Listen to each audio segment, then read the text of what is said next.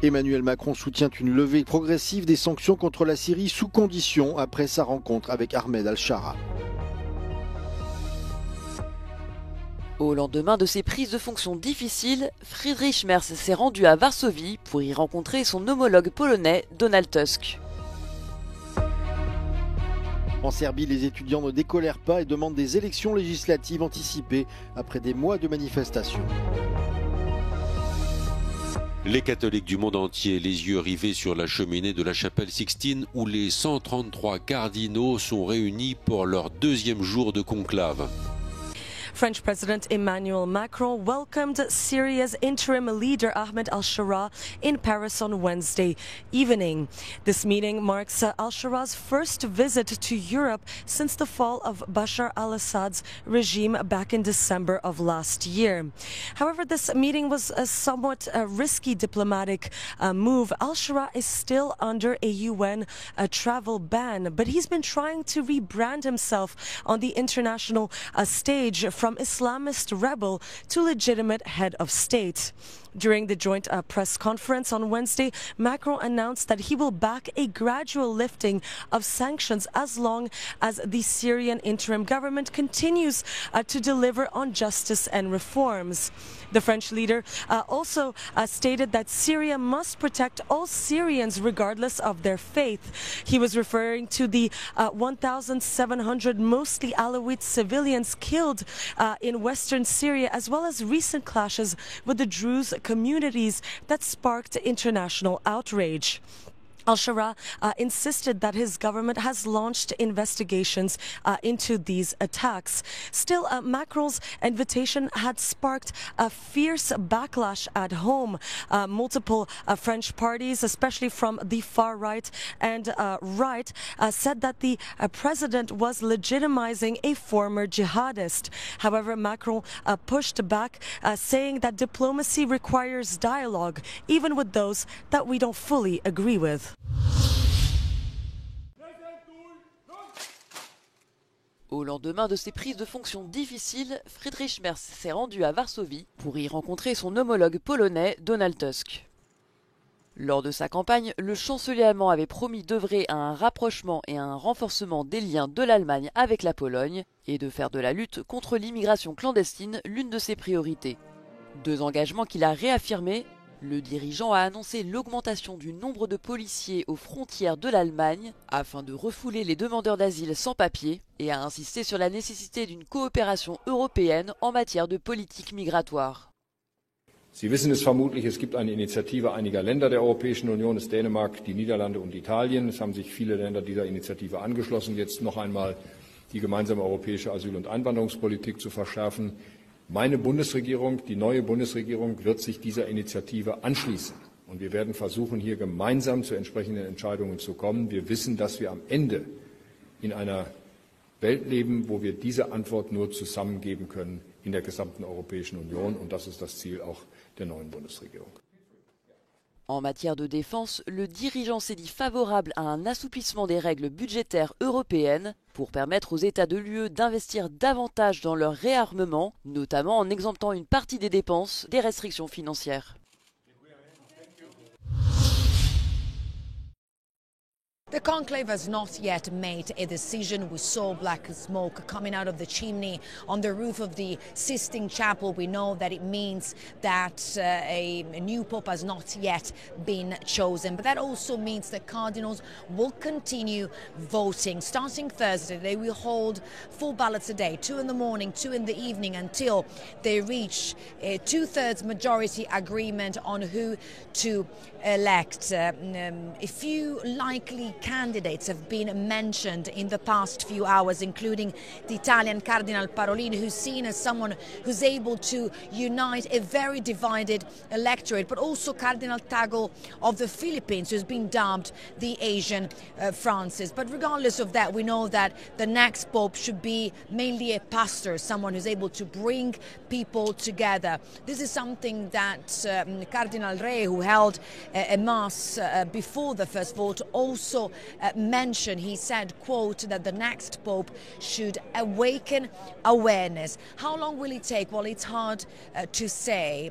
This is the most international conclave of all times. We know that the overall number of cardinals has increased, and that could make the whole voting process much slower. The atmosphere here is charged with anticipation. Some 1.4 billion Catholics, including the faithful who have gathered here from all corners of the world, simply cannot wait for the white smoke and to find out who their next leader will be. Giorgio Orlandi for Euronews in the Vatican. Le président chinois Xi Jinping est arrivé à Moscou mercredi pour une visite de 4 jours avant les événements de la Journée de la Victoire dans la Seconde Guerre mondiale de vendredi.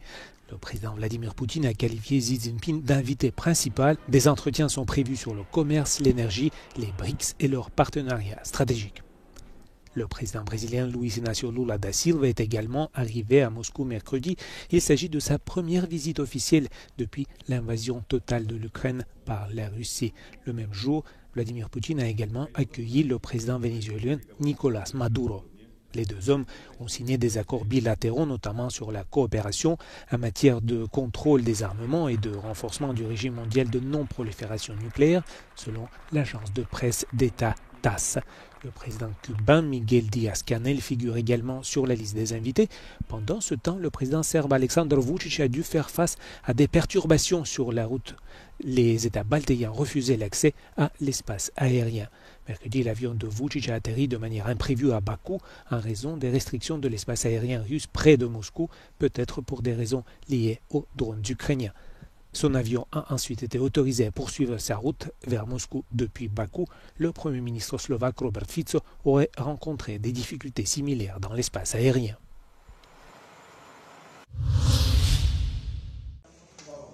Après avoir manifesté contre le gouvernement pendant 6 mois, le mouvement étudiant en Serbie demande maintenant des élections législatives anticipées.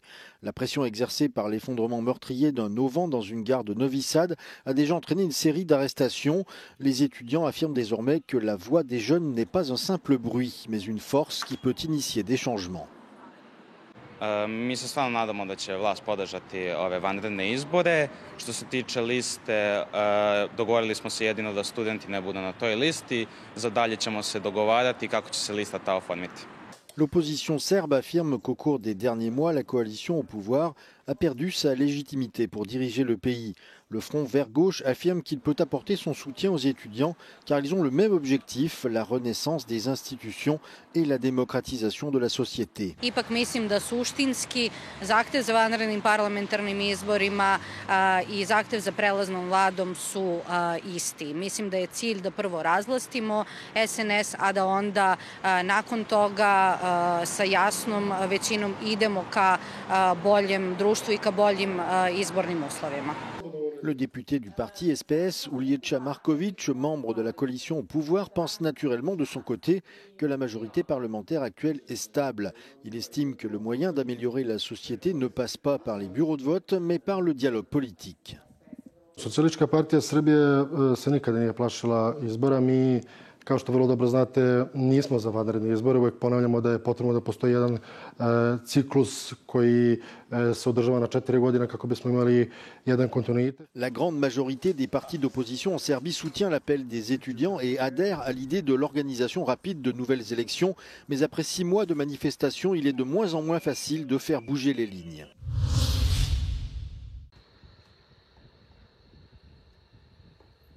Alors que l'Europe célèbre le 80e anniversaire de la fin de la Seconde Guerre mondiale, un rapport publié par la Ligue anti-diffamation fait état d'une recrudescence des actes antisémites dans les J7, les 7 pays où vivent les plus grandes communautés juives en dehors d'Israël, parmi lesquelles l'Allemagne, la France et le Royaume-Uni.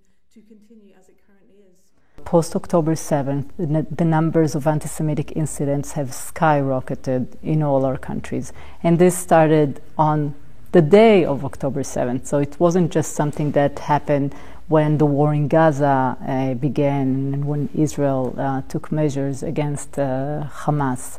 And it started with demonstrations, it continued with harassment and vandalism, and we're seeing today also really violent attacks against Jews around the world. Selon le rapport, les attaques contre les écoles, les synagogues et les entreprises juives, ainsi que les particuliers, ont augmenté de manière significative, faisant dans certains pays plus que doubler en 2023 par rapport à l'année précédente. Entre 2021 et 2023, les actes antisémites ont augmenté de 75% en Allemagne, de 185% en France et de 82% au Royaume-Uni.